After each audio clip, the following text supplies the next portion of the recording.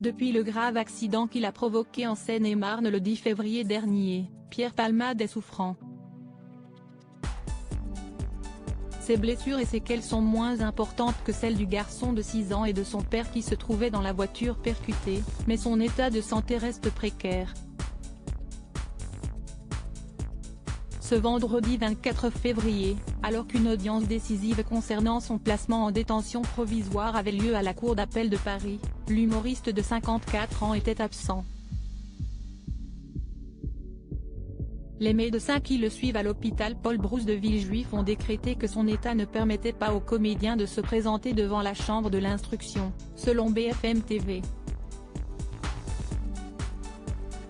Admis avec son bracelet électronique au service d'addictologie de l'établissement après sa mise en examen, le 17 février dernier, Pierre Palmade est en effet en plein sevrage. Pour rappel, lors de l'accident, l'acteur était sous l'emprise de cocaïne. Mais comme tout toxicomane, l'ancien acolyte de Michel Larocque lutterait pour supporter le manque de stupéfiants. Celui qui a pourtant déjà effectué de nombreux séjours en cure de désintoxication serait loin d'être sorti d'affaire. La phase 1 du sevrage à la cocaïne est une période très douloureuse qui dure environ 3 semaines, a ainsi expliqué l'addictologue William Lowenstein dans les colonnes de Marianne. Et d'ajouter, les Argentins disent que c'est la période où vous êtes dans votre lit à la recherche d'une corde supérieure à Pierre Palmade. Qui sont les fans de sa vie? La santé de Pierre Palmade incompatible avec la prison? Filmé par Paris Match à sa sortie du tribunal de Melun le 17 février dernier, Pierre Palmade avait étonné les reporters sur place.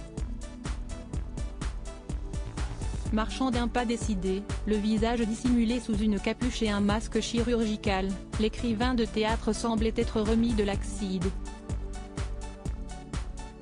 Mais à en croire les recommandations des médecins qui le côtoient, le calvaire ne ferait que commencer pour l'acteur, visé par 3 enquêtes judiciaires.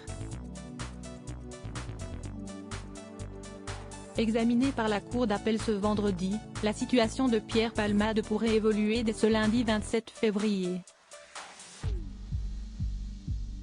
L'ex-mari de Véronique Sanson pourrait en effet se voir placé en détention provisoire. Crédit photo, Coadic Guirec.